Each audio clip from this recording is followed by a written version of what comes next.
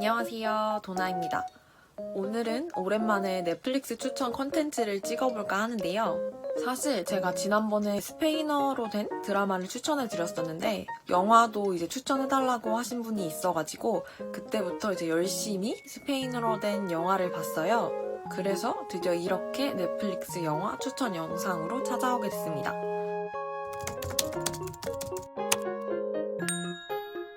솔직히 말씀드리면 저는 영화보다 드라마를 더 선호하는 편이거든요. 그래서 저는 스페인어로 된 영화를 그렇게까지 많이 보지는 않았던 것 같아요. 제가 봤던 거 중에 생각나는 영화를 이렇게 나열해 봤을 때 한 12편 정도 되더라고요. 그래서 오늘은 그 중에서 총 5개를 추천드리려고 합니다. 우선 처음으로 추천드릴 영화는 댄싱 마미스, 스페인어로는 라트리부라고 하는 2018년에 나온 스페인 영화인데요. 스페인 유명 배우 빠꼬 레온이랑 그 다음에 까르멘 마치가 나오는 코미디 영화입니다. 간단한 줄거리를 말씀드리면 대기업 인사팀에서 일하던 피델이 한 유튜브 사건으로 직장에서 잘리고 가족도 잃고 또 많은 사람에게 조롱을 당하면서 잠적을 하게 되는데요. 그때 심리상담사에게 받은 조언대로 자신의 생모를 만나러 갔다가 앞에 오는 버스를 보고 잘못된 결정을 하게 됩니다.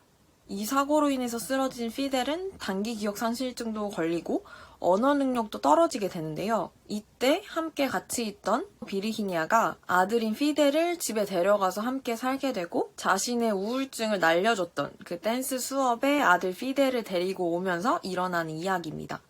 제목만 보면은 비르히니아랑 댄스팀 이야기가 주 내용인 것 같지만 사실은 피델이 기억을 잃고 댄스팀에 들어가게 되면서 자신의 삶의 가치관이 바뀌게 되는 그런 내용이라고 해야 될까요? 그 부분이 이제 영화의 핵심 내용이었고요.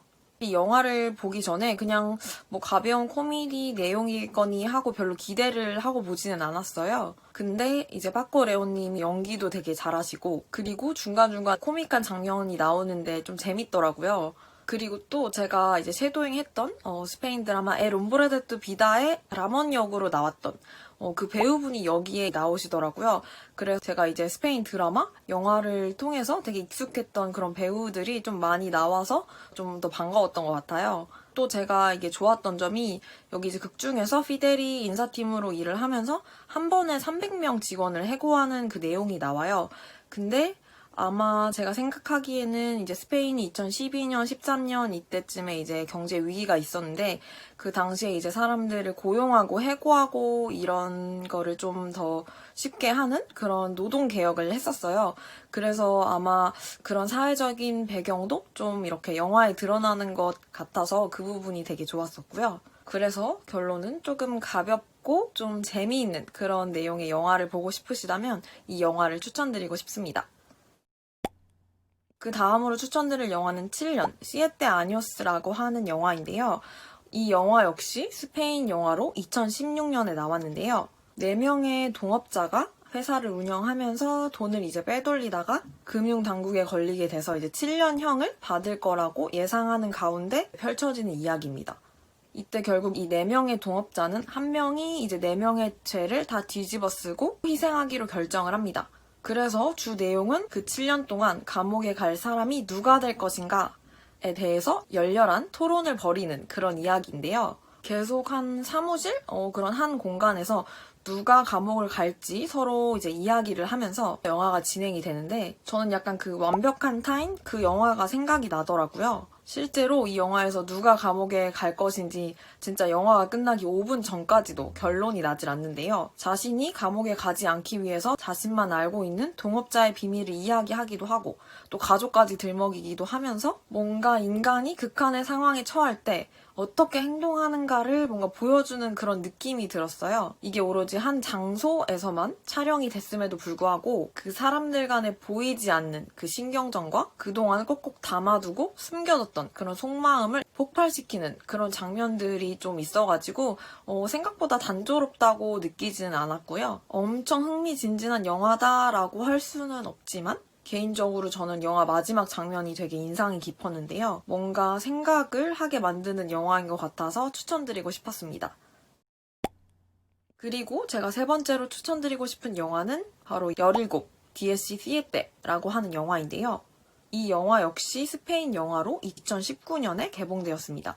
주인공인 17살 소녀 액도르가 소년원에서 만난 강아지를 찾으러 떠나면서 성장해 나가는 이야기를 담은 그런 영화인데요. 사실 이 영화는 이제 구독자분들 중에서 한 분이 추천을 해주셔가지고 보게 됐어요. 되게 매운맛이 가득한 그런 스페인 드라마, 영화 사이에서 뭔가 잔잔하고 평화로운 그런 느낌의 영화라서 저는 되게 좋았던 것 같습니다.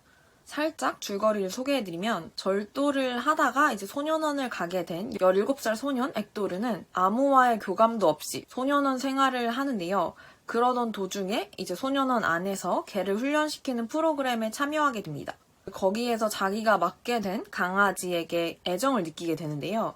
이후 그 강아지가 입양됐다는 사실을 알고 소년원을 탈출해서 친형과 그리고 아픈 할머니와 함께 그 입양된 강아지를 찾으러 가는 여정을 하게 되는데요. 이 영화를 보기 전에 한 소년이랑 뭔가 강아지의 그런 우정을 그린 영화겠구나 이렇게 생각을 했었는데 실제로 영화를 보니까 그 내용이 주가 아니더라고요. 그보다는 이제 가족의 소중함을 알게 되고 내면적으로 좀 성장해 나가는 모습을 그린 그런 내용이었고요. 저는 사실 그렇게 막 과하게 슬픈 영화를 좋아하지는 않는데요. 이 영화는 그렇지도 않고 정말 말 그대로 진짜 잔잔하게 끝까지 흘러간다? 이 말이 진짜 딱 맞을 것 같아요. 근데 그렇다고 또 지루한 느낌도 별로 없는 그런 영화였던 것 같습니다. 그리고 또 중간중간에 이제 액도르랑 형이랑 뭔가 우당탕하고 뭐 그런 모습들도 나오는데 그런 것도 좀 웃기고 티격태격하고 그런 모습도 좀 재밌었던 것 같아요. 그리고 또 이게 알아보니까 올해 이제 한 영화제에서 상도 받았다고 하더라고요. 약간 담백하고 잔잔한 그런 영화를 보고 싶다면 이 영화를 진짜 추천드리고 싶습니다. 다음은 이제 스페인이 아닌 중남미 지역의 영화를 추천드리려고 하는데요. 첫 번째는 멕시코 영화로 아이를 부탁해. 그리고 스페인어로는 아이드 엔카르고라고 하는 영화입니다. 이 영화는 이제 비교적 최근에 넷플릭스에 나온 건데요. 장르는 이제 설명해보면 로코라고 나와 있기는 한데 제 생각에는 이제 코미디에 더 가까운 그런 영화라고 생각이 되고요. 아이를 가지고 싶어하는 남자 알렉스가 아직은 커리어를 쌓고 아이를 낳을 생각이 없는 아내 세실리아 몰래 자주 가는 바 직원 알리시아의 아이를 맡아주면서 일어나는 이야기입니다. 그저 여느 날처럼 동료들이랑 자주 가는 바에 놀러간 알렉스는 거기서 알리시아에게 바쁜 일이 있으면 자기가 아이를 봐줄 수 있다고 이야기를 하는데요. 이를 들은 알리시아는 바로 며칠 뒤에 알렉스의 출근길에 나타나서 아이를 3일 동안만 맡아달라고 합니다. 이를 거절할 수 없었던 알렉스는 아이를 데리고 결국 회사에 출근을 하게 되고 엄격한 상사 몰래 다른 회사 동료들이랑 아이를 돌보는데요. 이 영화에서 핵심은 아이를 너무 좋아해서 아이를 갖고 싶어하는 알렉스와 아직은 일에 전념하고 싶은 아내 세실리아와의 갈등인데요. 사실 영화 설명을 읽었을 때 별로 이제 기대를 안 하고 봤는데 약간의 코믹 요소도 있고 뭔가 킬링 타임으로는 나쁘지 않은 영화라는 생각이 들었습니다. 멕시코 영화라서 그런지 멕시코식 표현도 되게 많이 나오고요. 또 알렉스의 이제 직장 동료로 나오는 배우분이 있는데 그분이 좀 억양이 특이해가지고 찾아보니까 아르헨티나 분이시더라고요. 영화에서도 막 무서운 상사가 너 그렇게 일하면 막 돌아가야 돼 라고 그러긴 했는데 무튼 그렇게 남주와 이 남주 친구 사이의 이런 케미도 되게 재밌었던 것 같고요. 가볍게 보기 좋은 영화로 추천드리고 싶습니다. 그 다음에 이제 마지막 5번째로 추천드릴 영화는 페루 영화 싱글레이디, 스페인어로는 솔테라 꼬디시아다라고 하는 영화인데요. 이 영화는 사실 제가 처음으로 본 페루 영화예요. 2018년에 이제 넷플릭스에 올라왔고 장르는 이제 로코라고 하긴 하는데 이것도 이제 달달한 그런 로맨스가 나오지는 않고요.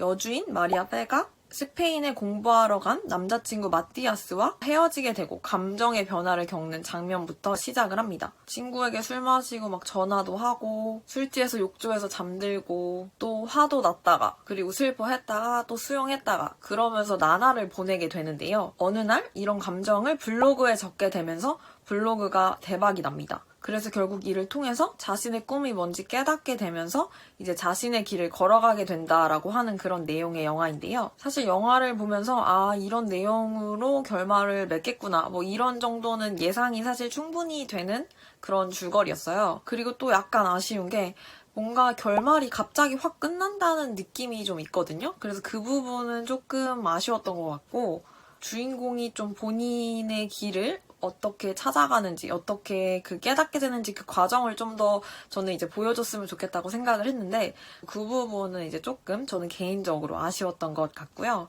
그래도 킬링 타임용으로는 나쁘지 않다, 괜찮다 이런 생각이 들었습니다. 그리고 또 이제 페루 영화를 볼 수 있는 기회가 그렇게 많지 않잖아요. 이제 또 실제로 페루 영화다 보니까 페루 출신 배우들이 되게 많이 나와요. 그래서 또 이제 페루 영화가 궁금하시다 하시는 분들에게는 되게 추천드리고 싶습니다. 이렇게 해서 오늘 총 5편의 스페인어로 된 넷플릭스 영화를 추천드렸는데요. 사실 이제 12월이고 연말이잖아요. 날씨도 춥고 또 코로나 때문에 어디 나가기도 그렇고 힘든데 이제 제가 추천해드린 영화를 보면서 힐링이 되셨으면 좋겠고요. 이제 또 영화를 열심히 봤으니까 다음에는 다큐멘터리를 좀 추천드릴까 이렇게 생각을 하고 있어요. 실제로 넷플릭스에 좀 역사적으로 중요한 사건을 다루고 있다거나 뭐 해결되지 않은 그런 사건을 다룬 다큐멘터리들이 꽤 있더라고요. 근데 이게 제가 좀 보다 보니까 약간 그 당시에 이제 배경이나 그런 역사적인 부분을 모르면 좀 이해하기 힘들 것 같다는 생각이 들었어요. 그래서 이제 스페인이나 중남미 국가에 관심은 있지만 조금 낯선 분들을 위해서 제가 그런 부분은 좀 추가로 공부를 또 해가지고 설명이랑 함께 다음에는 이제 다큐멘터리 추천 영상을 한번 만들어 볼까 합니다. 사실 언제가 될지는 모르겠는데 틈틈이 이제 다큐도 보고 또 역사적인 그런 배경도 공부를 좀 하고 그렇게 해가지고 완성이 되면은 올려보도록 하겠습니다. 그럼 오늘 영상은 여기까지고요. 다음에도 또 재미있는 영상으로 찾아오도록 하겠습니다.